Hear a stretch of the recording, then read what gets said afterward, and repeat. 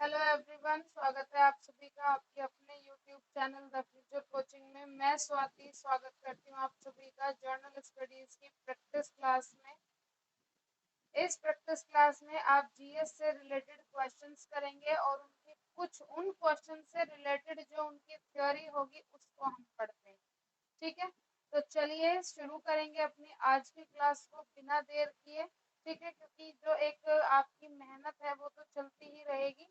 ठीक, और उसका फल भी आपको एक दिन जरूर मिलेगा। तो मैं उम्मीद करती हूँ कि आपका जो एग्जाम है जीडी का वो अच्छे से हो और आपकी जॉब लगे, आप अच्छे से वहां पे अपना पोस्टिंग आपकी अच्छी जगह हो। ठीक है, चलिए इन्हीं सब बातों के साथ हम शुरू करते हैं अपनी आज की क्लास को। तो पहला क्वेश्चन हमारा कहता है कि पाटलिपुत्र नगर की स्थापना किसने की।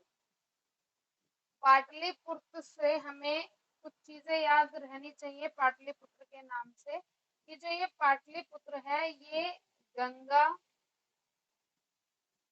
सोन, गंडक, ठीक है, गंगा, सोन, गंडक, इन नदियों के किनारे पे बसा हुआ है पाटलिपुत्र। ठीक है, जिसे आजकल हम पटना के नाम से जानते हैं। ठीक है, जिसे हम किसके नाम से जानते हैं, पटना के नाम से जानते हैं। अब यहाँ पे जो पाटलिपुत्र नगर की स्थापना है वो किसने की थी, क्वेश्चन ये आता है। ठीक है, तो यहाँ पे जिसने इसकी क्या की थी, इसकी स्थापना की थी वो थे उदयन। ठीक है, कौन थे वो, उदयन थे। बिंबिसार मगध के राजा रहे, अजात शत्रु बिंबिसार के बेटे थे। ठीक है, तो उदयन के बारे में थोड़ा सा हम यहाँ पे पढ़ेंगे कि उदयन का के बारे में। उदयन के जो थे 3 बेटे थे। ठीक है जी, उदयन के 3 पुत्र थे। पहला अनिरुद्ध, दूसरा मुंडा और तीसरा नागदशक। पहला कौन था, अनिरुद्ध, मुंडा और नागदशक। ठीक है, ये उदयन के 3 पुत्रों के नाम है। ठीक है, तो ये उदयन का थोड़ा सा इतिहास रहा, पाटलिपुत्र का थोड़ा सा इतिहास रहा, जिसे हम आजकल पटना के नाम से जानते हैं। ठीक, चलिए नेक्स्ट क्वेश्चन आता है कि भाई Alexander the great, Alexander the great किसका उपनाम था। ठीक है, अलेक्जेंडर द ग्रेट किसका उपनाम था। तो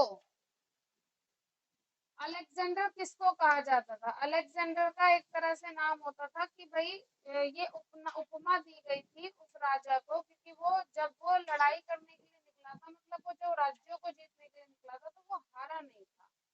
ठीक है, तो अलेक्जेंडर द ग्रेट किसका नाम उपनाम दिया गया था वो पता होना चाहिए, सिकंदर का नाम दिया गया। ठीक है, सिकंदर जो था एक, मैं ये कह सकती हूँ कि एक बिल्कुल अजय राजा था। जब उसने अपने राज्य का विस्तार करना शुरू किया था तो उसने कोई भी युद्ध को नहीं हारा। ठीक है, तो इस सिकंदर के साथ द ग्रेट अलेक्जेंडर उसको कहा जाता है, ये उसका उपनाम माना जाता है। ठीक, सिकंदर के जो माता पिता थे और उनके गुरु, ठीक है, उनके बारे में बात करेंगे। सिकंदर के पिता थे फिलिप, फिलिप सेकेंड, फिलिप द्वितीय, ये सिकंदर के पिता थे। ठीक है, माता का नाम था इनका ओलंपिया, माता का क्या नाम था, ओलंपिया। फिलिप और ओलंपिया के बेटे थे, फिलिप द्वितीय और ओलंपिया के बेटे थे सिकंदर, जिनका उपनाम क्या था, अलेक्जेंडर द ग्रेट। ठीक है, इनके गुरु कहे जाते हैं अरस्तु। गुरु कौन माने जाते हैं, अरस्तु। अरस्तु को आप जान लीजिए कि साइंस में जो जीव विज्ञान होता है उसके पिता माना जाता है, फादर ऑफ बायोलॉजी या फादर ऑफ जियोलॉजी जो माने जाते हैं वो कौन माने जाते हैं, अरस्तु माने जाते हैं। ठीक है, तो अरस्तु के बारे में ये बात आ जाती है कि अरस्तु अलेक्जेंडर द ग्रेट के गुरु भी थे, और अरस्तु कौन माने गए थे? अरस्तु माने गए थे बायोलॉजी और जूलॉजी के फादर, यानी कि वो उनके एक तरह से father of zoology, father of biology कौन माने गए? अरस्तु माने गए। ठीक है, चलिए नेक्स्ट क्वेश्चन। सिकंदर के साथ निम्न में से कौन नहीं आया था? सिकंदर के साथ निम्न में से कौन नहीं आया था? ठीक है, सेल्यूकस निकेटर, फिलिप, अरस्तु या निरियाकस। ठीक, इनके साथ कौन नहीं आया था, है ना? तो सेल्यूकस निकेटर सिकंदर के साथ आया था, वो उनका सेनापति था। ठीक है, फिलिप फिलिप फिलिप भी उन्हीं के साथ आए थे, वो उनके प्रबंधक थे। फिलिप द्वितीय और करके माने जाते हैं। ठीक है, अरस्तु अरस्तु उनके गुरु रहे। ठीक है, निरियाकस निरियाकस भी उनके साथ आए थे, जो उनके जल सेनापति थे। जल सेनापति थे। सेल्यूकस निकेटर सेनापति थे, वो थल सेना के सेनापति थे। थल सेनापति इनको कहा जाता है। तो ये तो तीनों इनके साथ आए थे, सेल्यूकस निकेटर, फिलिप और निरियाकस। अरस्तु इनके साथ नहीं आए थे। अरस्तु यहाँ पे जब इनको ये मुलाकात हुई थी अरस्तु के साथ, तो वो उनके गुरु बने थे। ठीक है, वो उनके साथ नहीं आए थे। क्लियर है बात? ठीक है, इनके साथ साथ सेल्यूकस निकेटर, फिलिप और निरियाकस के साथ साथ सिकंदर के साथ एनास्क्रिपस और एरिस्टोबुलस, ठीक, ये दोनों ही एक इतिहासकार रहे हैं। ये दोनों भी इन्हीं के साथ आए। ठीक है, तो इसका सही आंसर जो कि कौन नहीं आया था वो कौन होगा? वो होगा अरस्तु। ठीक है, और जो साथ आए थे, साथ में तीन नाम हमारे ये हो जाते हैं, सेल्यूकस निकेटर, फिलिप और निरियाकस। ठीक है, अरस्तु जो नहीं आए थे, तो इसका सही आंसर तो अरस्तु होगा। ठीक है, और उसके बाद जो इनके साथ आए थे, एक थे एनास्क्रिप्स, एना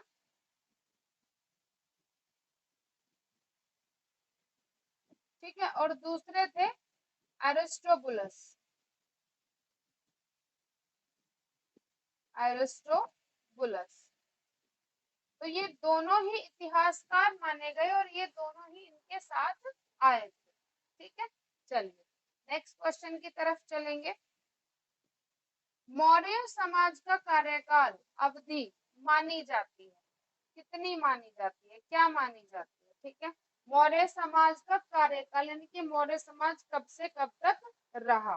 ठीक है, मौर्य समाज के संस्थापक कौन रहे थे? चंद्रगुप्त मौर्य। ठीक है, चंद्रगुप्त मौर्य। मौर्य जो एक वंश चला था, वो एक वंश को खत्म करके जब एक नया राजा बनता है, तो वो नए वंश के साथ बनता है। फिर वो अपने वंश का एक नाम देता है कि भाई ये वंश हमारी वजह से, हमारे नाम की वजह से चला, तो ये हमारा वंश इस नाम से जाना जाएगा। ठीक है, जैसे गुलाम वंश हो गया, कि जब गुलाम ने राजा को मारकर वो राजा बना, तो वो गुलाम वंश चला। ठीक, तो इस तरह से पूरा पूरा एक वंश बदलता रहता है इतिहास में, और उसी के नाम से उसको पढ़ा जाता है। ठीक है, तो मौर्य वंश के संस्थापक कौन रहे? चंद्रगुप्त मौर्य। मौर्य वंश में ही एक और नाम आता है, दैट वो है हमारा चाणक्य, जो कि चंद्रगुप्त मौर्य के कौन थे? प्रधानमंत्री थे, प्लस उनके गुरु थे। चाणक्य ने ही क्या किया था? चाणक्य ने ही चंद्रगुप्त को एक उनके गुरु भी थे, उनको सिखाया था कि राज्य कैसे किया जाता है, युद्ध कैसे किया जाता है। हर एक तरह से उन्होंने, उनकी जो रणनीति होती थी वो बहुत अच्छी होती थी हर तरह से। ठीक, तो इसीलिए चाणक्य को अलग अलग नाम से जाना जाता है, इनकी बुद्धिमत्ता और इनके कार्य कौशल की वजह से। इनके अलग अलग नाम हैं, इनके नाम हो गए जैसे कौटिल्य, विष्णुगुप्त। ठीक है, कौटिल्य और विष्णुगुप्त भी चाणक्य के ही नाम माने जाते हैं। कहीं पे भी एक क्वेश्चन आपको पूछा जा सकता है, चाणक्य, कौटिल्य और विष्णुगुप्त एक ही पर्सन है। इनके द्वारा जो पुस्तक लिखी गई थी वो थी अर्थशास्त्र। ठीक है, क्योंकि राजनीति में और ये इकोनॉमिकली जितना भी एक पूरा से प्रधानमंत्री का काम क्या होता है, प्रधानमंत्री का काम होता है कि जितना भी राज्य कार्य हो रहा है उन सब में ये देखना कि वो सही से है और उनमें सही से कार्य करने के लिए आइडियाज देना।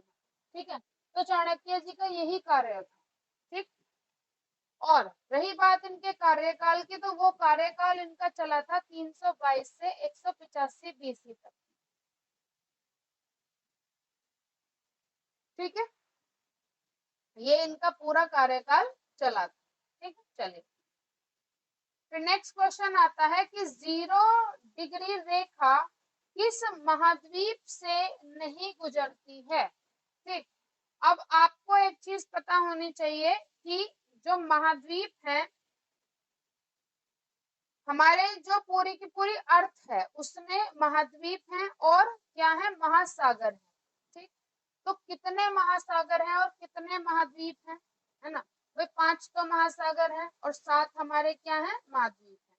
ठीक है, तो वहीं पे मैंने आपको एक चीज ये पिछली क्लास में बताई थी कि जो ये पृथ्वी के चारों तरफ आप रेखाएं देखते हैं, ये इमेजिनरी लाइन है, काल्पनिक रेखाएं। ठीक है, इन काल्पनिक रेखाओं को बनाया गया है, इस पूरे के पूरे ये डिग्री पे चलती हैं, 0 डिग्री, है ना, 8 डिग्री, 9 डिग्री, 23 डिग्री, 23.5 डिग्री। ठीक है, और डिग्री से मुझे याद है लास्ट क्लास में मैंने एक क्वेश्चन भी आप लोगों से पूछा था कि मैंने वहां पे 4 आपको डिग्री दी थी कि 23.5 डिग्री नॉर्थ, 23.5 डिग्री साउथ। तो ये कौन कौन सी रेखाएं और इनका नाम क्या है ना। चलिए बट पहले इस क्वेश्चन पे हम फोकस करेंगे कि 0 डिग्री रेखा किस महाद्वीप से नहीं गुजरती है। ठीक है, दिए गए क्वेश्चंस में से दक्षिणी अमेरिका, अफ्रीका, एशिया, ऑस्ट्रेलिया, है ना, दक्षिणी अमेरिका है एक, है ना, एक उत्तरी अमेरिका है, फिर अफ्रीका आ जाता है। ठीक है, उसके बाद एशिया है ना, एशिया के बाद फिर क्या है, एशिया के साथ यूरोप जुड़ा हुआ है, ऑस्ट्रेलिया है, अंटार्कटिका है, आर्कटिक है। ठीक है, ये सारे हमारे कॉन्टिनेंट आ जाते हैं। 4 के नाम यहाँ पे हैं, 3 के हमने आपको बता दिए। ठीक है, चलिए, तो दक्षिणी अमेरिका से तो गुजर के जाती है, अफ्रीका से तो तीनों ही रेखाएं गुजरती है, 0 डिग्री भी, कर्क रेखा, विषुवत रेखा, कर्क रेखा, मकर रेखा, अफ्रीका से तीनों रेखाएं गुजरती हैं। और इसी वजह यही शायद एक कारण बनता है वहां पर ज्यादा गर्मी होने का। एशिया से भी गुजरती है, लेकिन ऑस्ट्रेलिया जो आता है वो हमारा थोड़ा नीचे की तरफ आ जाता है, विषुवत रेखा यहाँ से निकल के भी नीचे की तरफ आ जाता है। तो इसका सही आंसर भी क्या है, ऑस्ट्रेलिया। ऑस्ट्रेलिया से 0 डिग्री रेखा नहीं गुजरती है। ठीक है, और 0 डिग्री रेखा को क्या कहते हैं, विषुवत रेखा कहते हैं, या भूमध्य इक्वेटर लाइन इसको कहा जाता है। ठीक है जी, 0 डिग्री रेखा अब होकर किस किस से गुजरती है। ठीक, 0 डिग्री रेखा दक्षिण अमेरिका से होकर गुजरेगी, इसके 3 देशों से होकर गुजरती है। ठीक है जी, अफ्रीका के 7 देशों से होकर गुजरती है, 7, और एशिया के 3 देशों से होकर गुजरती है। ठीक है, तो ये याद रखना, दक्षिण अमेरिका के 3 देशों से, अफ्रीका के 7 देशों से, और एशिया के 3 देशों से 0 डिग्री रेखा जो है वो होकर गुजरती है। ठीक है, और ऑस्ट्रेलिया से 0 डिग्री रेखा नहीं गुजरती। ठीक है, चलिए, विषुवत रेखा भी इसको कहते हैं। भारत के वर्तमान राष्ट्रपति कौन है। ठीक है, ये तो एक वेल नोन क्वेश्चन है, सभी को इसके बारे में आपको पता होना चाहिए। ठीक है जी, कि भारत के वर्तमान राष्ट्रपति कौन है।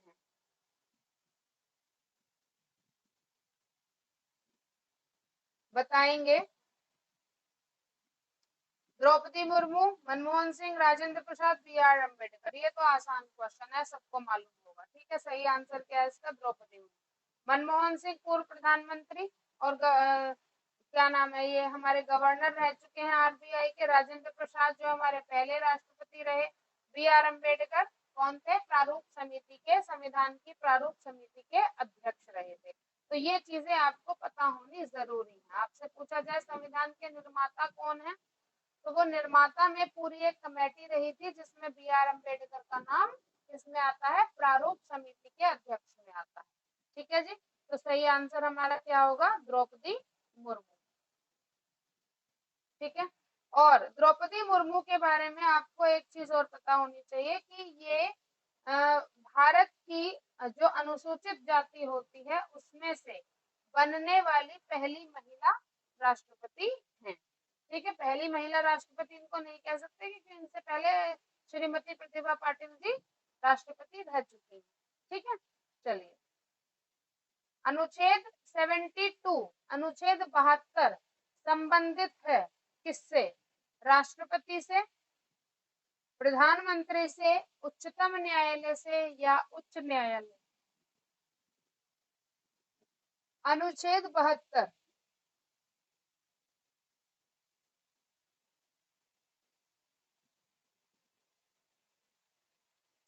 ठीक है, अनुच्छेद 72 किससे संबंधित है? अनुच्छेद 72 संबंधित होता है राष्ट्रपति से। ठीक है, अब अनुच्छेद जितने भी होते हैं वो एक तरह से समझ सकते हैं कि नियमावली होती है।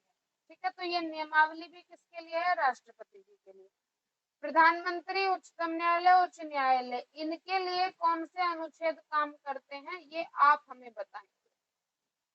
ठीक है जी, चलिए आरबीसी का पूर्ण रूप क्या है? आरबीसी का पूर्ण रूप है, यानी कि इसकी पूरी जो इसका हम ये कह सकते हैं कि इसकी फुल फॉर्म क्या है ना? Red blood cells, rough blood cells, recovered blood cells या रेड ब्लड क्लॉटेड्स। ठीक है, तो इसका पूरा नाम क्या होता है? रेड ब्लड सेल्स होता है। आरबीसी का पूरा नाम क्या होता है? Red blood cells. Red blood cells के अंदर ही एक हमारा पिगमेंट होता है जिसको हम कहते हैं हीमोग्लोबिन, एचबी। ठीक, जो कि हमारा आयरन रिच होता है, फेरस, है ना? आयरन रिच होता है जिसकी वजह से ये हमारे ब्लड को कैसा रखता है? रेड रखता है। ठीक है, क्लियर है बात? ठीक, चलिए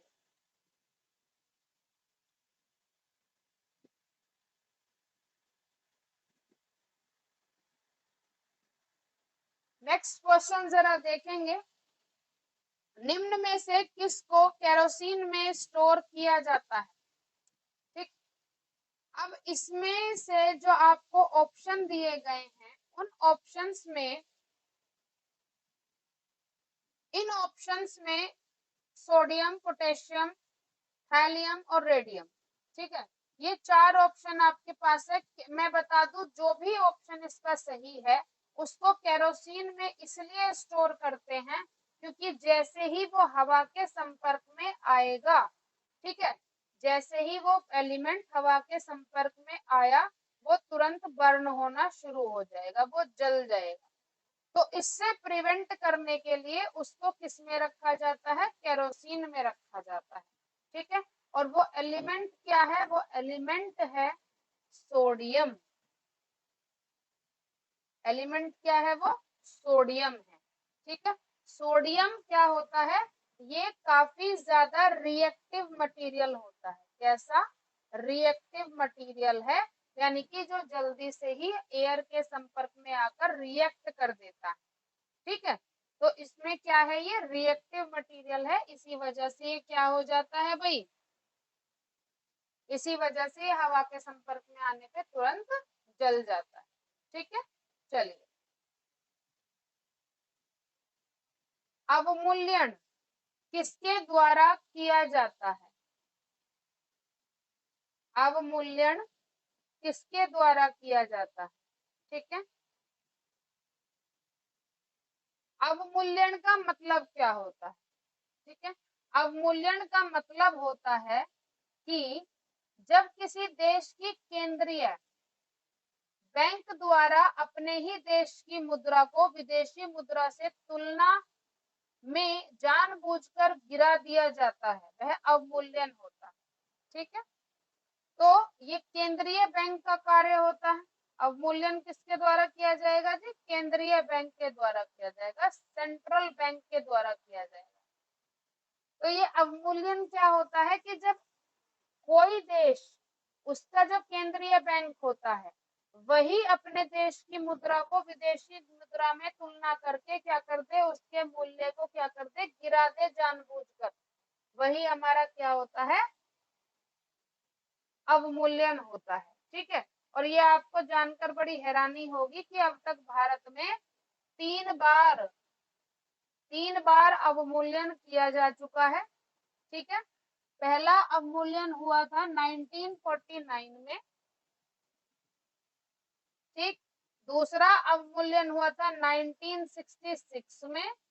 ठीक है, और तीसरा अवमूल्यन हुआ था 1991 में।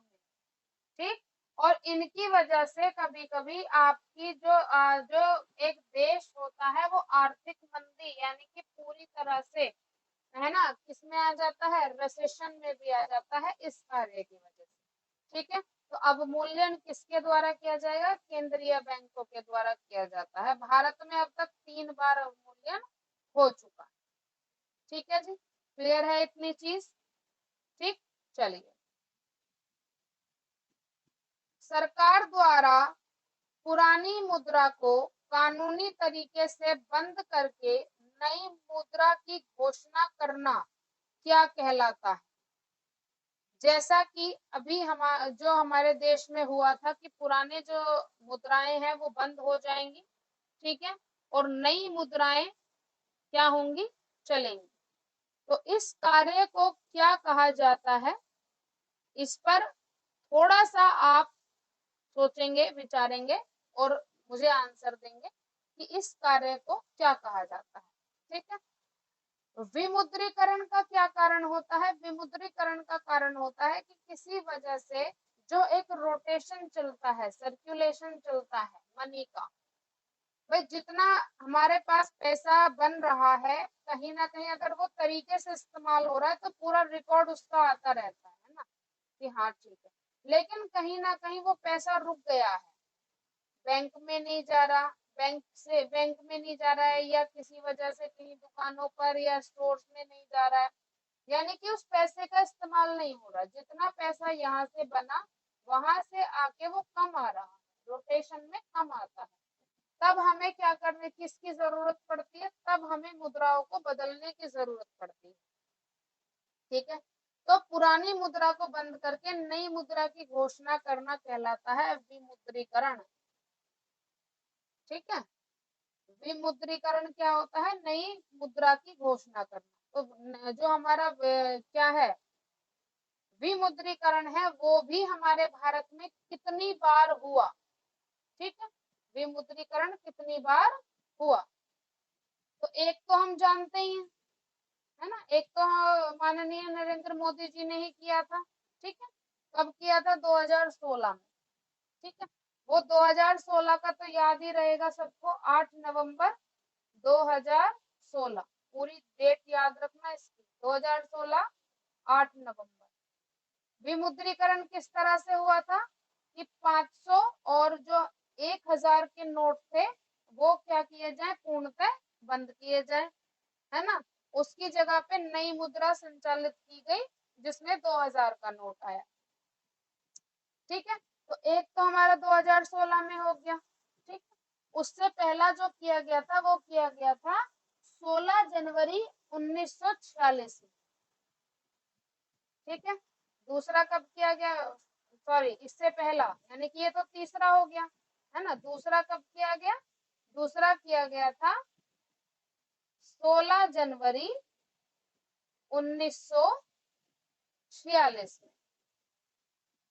ठीक है, और पहला पहला कब किया गया था? 12 जनवरी 1946, 12 जनवरी 1946 ये विमुद्रीकरण हमारे देश में हुए। ठीक है, अब ये तो हमें 1946 में हुए हैं, क्योंकि ठीक, तो ये तो सीधी सी बात है कि भाई उस वक्त हमारा जो देश था वो कैसा था, डिपेंडेंट था, तब हुए हैं। उसके बाद आजाद भारत में जो 2016 में हुआ है विमुद्रीकरण, तो तब से वही मुद्राएं हमारी चलती आ रही। ठीक है, चलिए नेक्स्ट क्वेश्चन कहता है कि भाई 200 के नोट पर, रुपए 200 के नोट का चिन्ह क्या है? आपने हर तरह के नोट देखे होंगे, आगे से नोट का ध्यान रखना। 10 के नोट पे किसका चिन्ह है? पीछे की तरफ, एक तरफ तो गांधी जी का लगा हुआ होता है, पीछे बना हुआ होता है, किसी पे लाल किला बना हुआ है, किसी पे सांची स्तूप बना हुआ है, किसी पे मंगलयान बना हुआ है, किसी पे जो ये रानी की वाव है ये बनी हुई है ना। तो सब पे अलग अलग है। 2000 रुपए के नोट पे अलग है ना। तो 200 के नोट पे अलग चीज है, 100 के नोट पे अलग है। पुराने 500 और 1000 के नोट देखोगे तो उस पे भी चिन्ह बना हुआ है कोई ना कोई। तो आगे से ध्यान रखना हर एक नोट के चिन्ह का, है ना। नोट तो हमेशा रहते ही है। ठीक, तो चलिए 200 का जो नोट बना है उस 200 के नोट पर किसका चिन्ह है? ठीक है, तो वो चिन्ह है जी हमारा सांची स्तूप का। किसका चिन्ह है? सांची स्तूप का चिन्ह है। ठीक, अब जैसे हम बात करते हैं किसकी, जो 2000 का नोट है, 2000 के नोट पे किसका है? मंगलयान का। 2000 के नोट पे किसका है? मंगलयान का है। ठीक है, फिर आता है लाल किला। जो 500 का नोट है, ठीक है, जो 500 का नोट है उस पे किसका है? लाल किले का है ना। जो आप नया वाला देखोगे ना, उस पे जो नया नोट है 500 का, उस पे लाल किले का जो है वो फोटो लगा हुआ है। ठीक है, फोटो का चिन्ह है मतलब। 50 रुपए का जो नोट है ना, 50 रुपए का जो नोट है उस पे हम्पी का रथ है। ठीक, और रानी की जो वाव है वो किस पे है? जो 100 रुपए का नोट है अब वाला, जो नया नोट है 100 रुपए का, उस पे रानी की वाव का फोटो है। सांची स्तूप किस पे हो गया? 200 रुपए वाले पे हो गया। और 50 वाले पे क्या है? 50 पे है हम्पी, हम्पी का रथ। ठीक है, तो ये याद रखना है। 2000 पे मंगलयान, 500 पे लाल किला, 100 पे रानी की वाव, 200 पे सांची का स्तूप और 50 पे हम्पी का रथ। ठीक है, ये आपको चिन्ह हमेशा याद रखने हैं। ठीक है जी, चलिए भारत में सिक्कों की टकसाल कहाँ स्थित है? भारत में सिक्कों की टकसाल कहाँ स्थित है? मुंबई, हैदराबाद, कोलकाता। देखो ये जो टकसाल है ये तीनों में उपस्थित है, यानी कि इसका सही आंसर क्या होगा? ये सभी। ठीक है, तो इन सभी में सिक्कों की टकसाल उपस्थित है। ठीक है, अब जैसे मैं बात करूं मुंबई, हैदराबाद और कोलकाता की, तो इनमें स्थापना कब कब हुई? ठीक है, इनमें स्थापना कब कब हुई इन टकसालों की? तो मुंबई में स्थापना हुई थी 1830 में। ठीक है, हैदराबाद में स्थापना हुई थी 1903 में, और कोलकाता में स्थापना हुई थी 1950 में। 1950 में। ठीक है, एक नोएडा में भी है ना। एक कहाँ पे है? नोएडा में भी है। और इस नोएडा में जो टकसाल है इसकी स्थापना कब हुई है? 1900 1989, 1989। ठीक है, 1989 में इसकी स्थापना हुई। 1830 मुंबई, 1903 हैदराबाद, 1950 कोलकाता और 1989 नोएडा। ठीक है, तो ये इनकी स्थापना हो गई। सिक्कों की टकसाल इन सभी को माना जाता है। ठीक है, चलिए किस महाद्वीप से तीनों रेखा गुजरती हैं? ये क्वेश्चन मैंने अभी आप लोगों से डिस्कस किया था कि किससे तीनों रेखाएं। तीनों रेखा मतलब तीन रेखा कौन कौन सी? कर्क रेखा, मकर रेखा और विषुवत रेखा। विषुवत यानी कि जिसको हम भूमध्य रेखा के नाम से भी जानते हैं, ठीक है। कर्क रेखा, मकर रेखा और विषुवत रेखा, ठीक है। तो 0 डिग्री रेखा भी इसको कहते हैं, विषुवत रेखा को भूमध्य रेखा भी। मैंने आपको बताया था कि अफ्रीका ऐसा महाद्वीप है जिससे तीनों रेखाएं होकर गुजरती है, ठीक है। एशिया से 0 डिग्री रेखा गुजरती है, कर्क रेखा गुजरती है, ठीक है। ऑस्ट्रेलिया से 0 डिग्री रेखा नहीं गुजरती है, ठीक है। तो ये हमारी चीजें हम पहले ही इसमें कर चुके हैं, ठीक है। यूरोप से भी नहीं गुजरती है 0 डिग्री रेखा। तो कर्क, मकर और विषुवत तीनों रेखाएं अफ्रीका से होकर गुजरती, ठीक। चलिए, नंद वंश की स्थापना किसने की थी, ठीक है। अब थोड़ा सा जो पुरानी क्लासेस जो हमारी देख रहे हैं, पिछली क्लासेस देख रहे हैं, तो उनको ये आंसर आता होगा, क्योंकि मैंने जब क्वेश्चंस कराए थे तो उसके साथ साथ मैंने ये चीज भी बताई थी कि भाई कौन किसके प्रबंधक और कौन किसके संस्थापक रहे, है ना। ये चीज मैंने उसमें एक्सप्लेन की थी, ठीक है।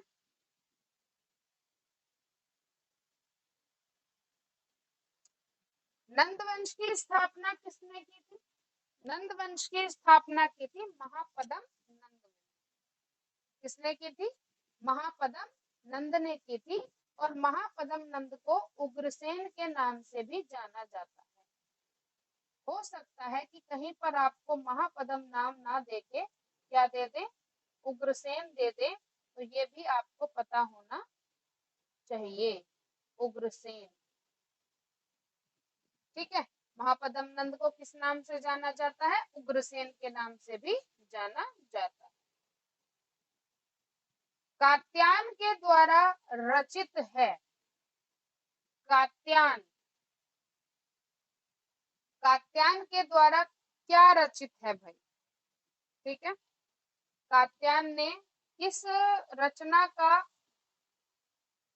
रचित, किस रचना को रचा था, वो इसमें का आंसर आपको देना है। ये जो किताबी या लेखक से संबंधित जो प्रश्न है ये बहुत पूछे जाते हैं और कभी कभी ये क्या करते हैं, कंफ्यूज कर देते हैं, ठीक है जी। चलिए, आपको बता दें, जो ये हमारी पुस्तक है वर्तिका, वर्तिका कात्यायन जी द्वारा रचित है, ठीक है। महाभाष्य, महाभाष्य के जो राइटर हैं वो कौन है, वो पतंजलि है, पतंजलि है, ठीक है। उसके बाद हमारे अष्टाध्यायी आ जाती है, अष्टाध्यायी के रचयिता पाणिनि जी है, पाणिनि, ठीक है। पाणिनि जी हैं अष्टाध्यायी के रचयिता, ठीक है। यहाँ तक की चीजें उम्मीद है, क्योंकि ये थोड़े इस तरह के क्वेश्चन होते हैं, लेखक वाले क्वेश्चन होते हैं। इसमें तो ऐसा है कि अगर आपको याद है, कंफर्म है, तो ही आप इसमें टिक कीजिएगा, वरना इसको क्वेश्चन को थोड़ा सा समय दीजिएगा सोचने का, है ना। सोचना कैसे, आप जैसे कात्यायन के लिए भूल गए तो महाभाष्य के आपको याद है पतंजलि, अष्टाध्यायी के याद है पाणिनि है, तो बचा क्या, वर्तिका बचा, वर्तिका हमारा सही आंसर हो गया, ठीक है। चलिए, now come to the homework question. Bharat के प्रथम राष्ट्रपति कौन थे, ठीक है। ये क्वेश्चन आप हमें कमेंट में बताएंगे। हर एक प्रैक्टिस सेट के साथ हम आपको एक होमवर्क क्वेश्चन देते हैं। उस होमवर्क क्वेश्चन में आपको उनके बारे में थोड़ी सी डिटेल भी लिखनी है, ठीक है। भाई आप भारत के प्रथम राष्ट्रपति के बारे में बात कर रहे हैं, आप उनके बारे में क्या क्या चीजें जानते हैं, ठीक है। और वो सारी चीजें भी आप हमें कमेंट में लिखकर बताएं, ताकि हमें पता चले कि हाँ आपने जो है पूरी वीडियो को देखा है, अपने क्वेश्चंस को किया है, ठीक है। और आपकी जो तैयारी है वो भी अच्छे से चल रही है, क्लियर है। चलिए, मिलते हैं नेक्स्ट वीडियो में, तब तक आप इन क्वेश्चंस को देखिए, रिपीट कीजिए